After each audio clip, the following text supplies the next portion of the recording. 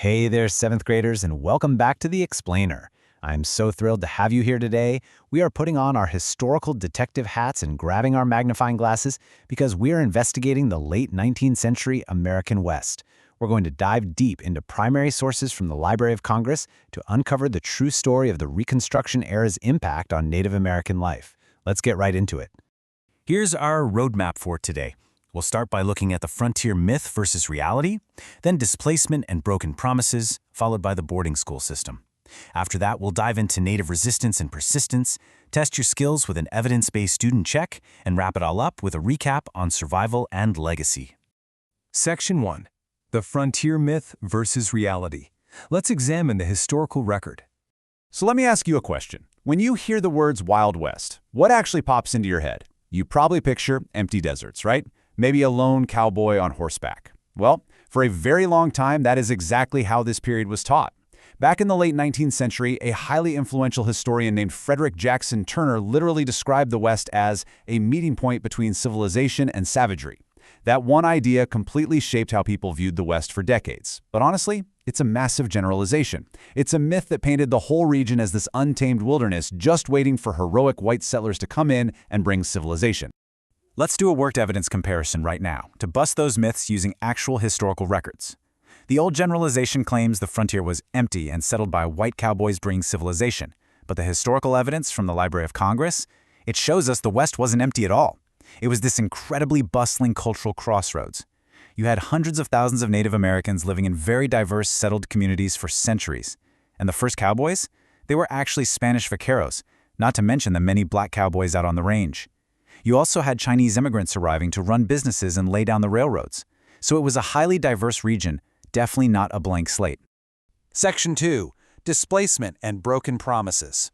The rapid pace of westward expansion.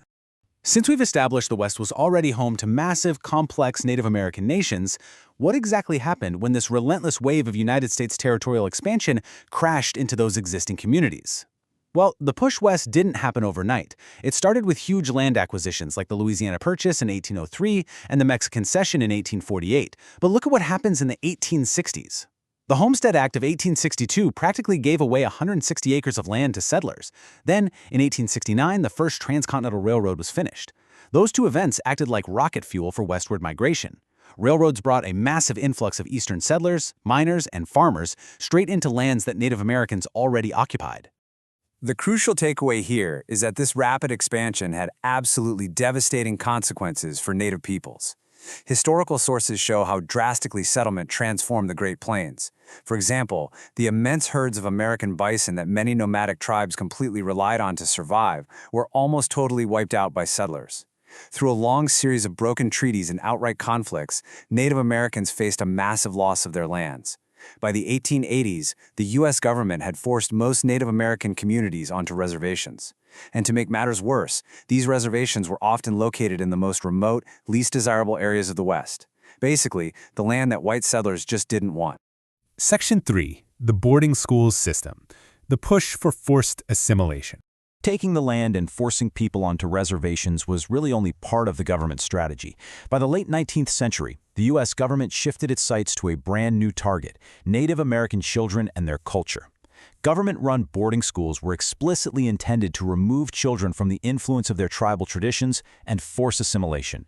Now, assimilation is a critical word here. It basically means erasing a person's original culture and forcing them to adopt what the school's proponents viewed as American culture. These weren't just schools meant for reading and writing. Their deliberate stated goal was cultural destruction. This rigid, so-called civilizing process started with forced relocation. Children were transported incredibly far away from their families, often off-reservation, to places like the Carlisle Indian Industrial School in Pennsylvania. Once they got there, they were systematically stripped of their identities. They were forced to cut their hair. They were severely punished if they spoke their native languages or even used their non-English names. And on top of all that, the schools were run with incredibly strict military-like discipline, putting way more emphasis on manual labor and farming than on academics. It was a deeply harsh and traumatic environment for these kids. Section 4. Resistance and Persistence. Fighting back against assimilation.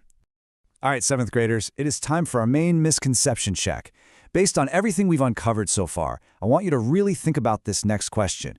Did Native Americans passively accept these boarding schools and relocations? Did they just kind of throw their hands up and let it happen without a fight? I'll give you a second to think about what the historical record might actually show us.